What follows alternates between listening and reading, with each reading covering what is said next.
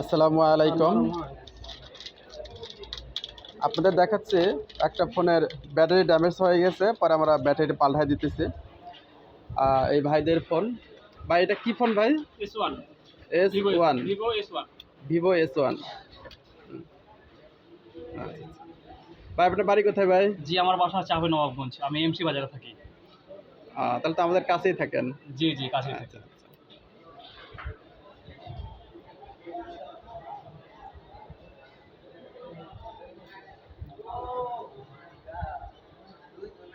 এটা কিসের টেপ খুললে?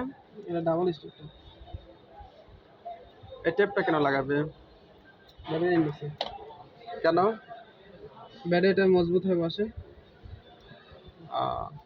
মানে ব্যাটারির যে আঠাটা থাকে, কোম্পানি থেকে যে আঠাটা দিয়ে দেয়, ও আঠা তো আমরা দিতে পারবো না।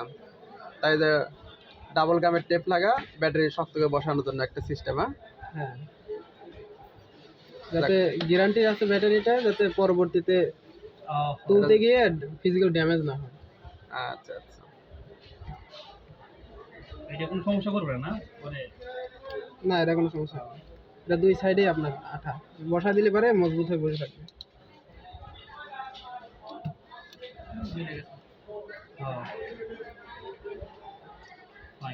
একদম সেম টু সেম।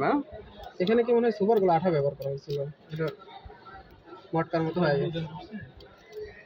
কোনো মেকার দেখেছিলেন? হ্যাঁ, এখানে এন্টিনা তো সুপারগুলো ব্যবহার করে। কোথায় মেকার দেখাইছিলেন? রাজশাহীতে। রাজশাহীতে। কি সমস্যা ছিল? আপনার ডিসপ্লে সমস্যা ছিল। ডিসপ্লে পাল্টাইছেন? হ্যাঁ। আচ্ছা আচ্ছা। কোনো ভালো মেকার কখনো মোবাইলে সুপারগুলো আঠা ব্যবহার করবে না। না, আমরা জানতে পারছি তো যে এখানে ভালো সার্ভিসিং হয়, ওই জন্য চলে আসছি এখানে।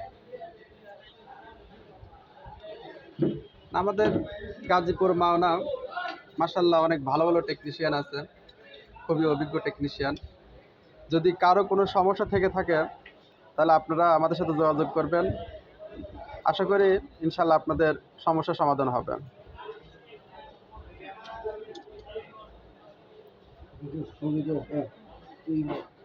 দিতেন।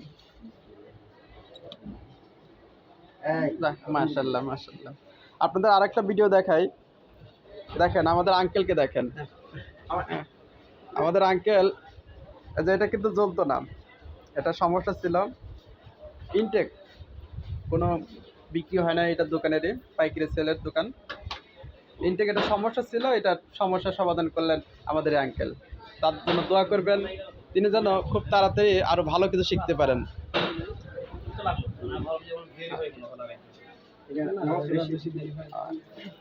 এই যে পরিষ্কার ওয়াশ করতে একটু দেরি হবে, তাছাড়া মোসপেটগুলো আছে 2100। দোতলায় যান, দোতলা আলিফে যান।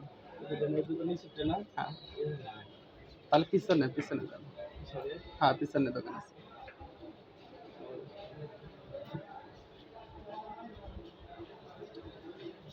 চার্জ নিতে অনেক সময় মানে দেরি হতো এই আপডেটের কারণে না? না, ওটা আরো অনেক কারণ হয়।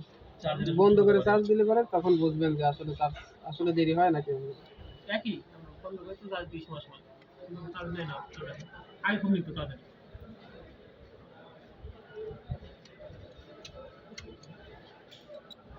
তার মানে বুঝে গেল চার্জারের সমস্যা হতে পারে, কিংবা চার্জিং পোর্টের সমস্যা হতে পারে।